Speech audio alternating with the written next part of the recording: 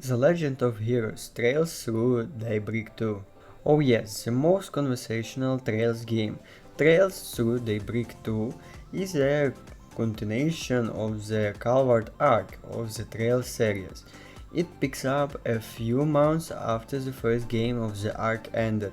I will leave the rest of my review narrative spoiler free to the best of my ability. Story 5 of 10, bordering on stagnation, but if it clicks with you personally and you really enjoy Trails through Daybreak or the rest of the Trails series, for that matter I personally don't see much to hate here.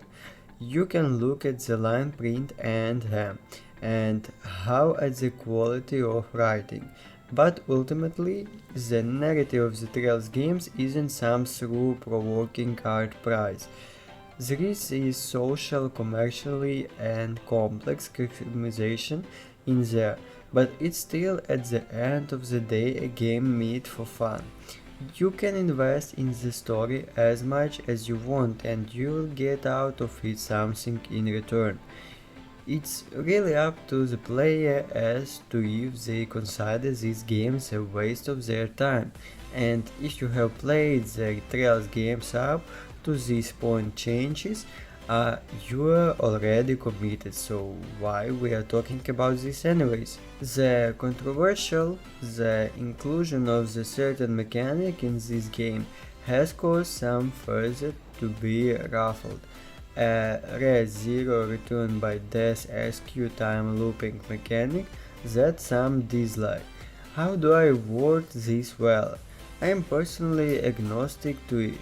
I am really not sure, but I will say that tends to hang on the balance of okay in the beginning and then slowly creep towards, obviously towards the late games as I have been told. If you are instantly timed off by Deus Ex Machina, maybe look elsewhere. I don't really know what to tell you on that one.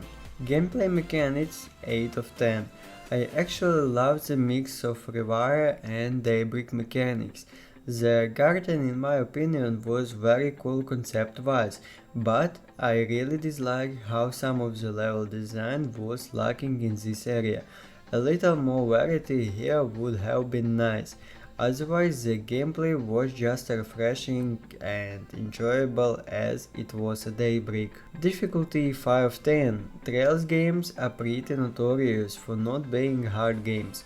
Obviously, the difficulty slides can add a sense of challenge, but nothing most RPG players can handle. By design, Trails is a story first game series in my honest opinion. Difficult, sweaty gamers aren't the target audience here. Stick with Valorant or something if that's what you are looking for. Things to note about this game. It's conversational, it's definitely not for everyone, that's for sure. I think some criticism is due to both Falcom and NIS over some choices made, but let's not pretend like it really matters all that much. This game has been out for a couple years in Japan, Falcom's main market, so it will likely fall on deaf ears. This game is what it is at this point, and there is nothing you can do about it. NIS, on the other hand, has become down alright, ordinary with their DLC practicals. $130 for cosmetics is absolutely intolerable. I know over-practicing for only customers has become something of running joke in the gaming community as of late, but this is a genuine issue.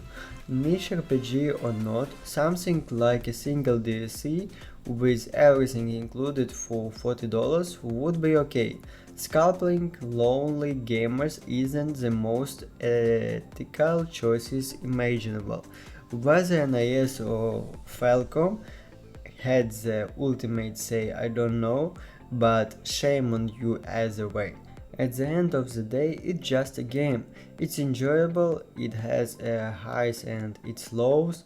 I would recommend it, but your own subjective mileage may vary. Final score 7 of 10.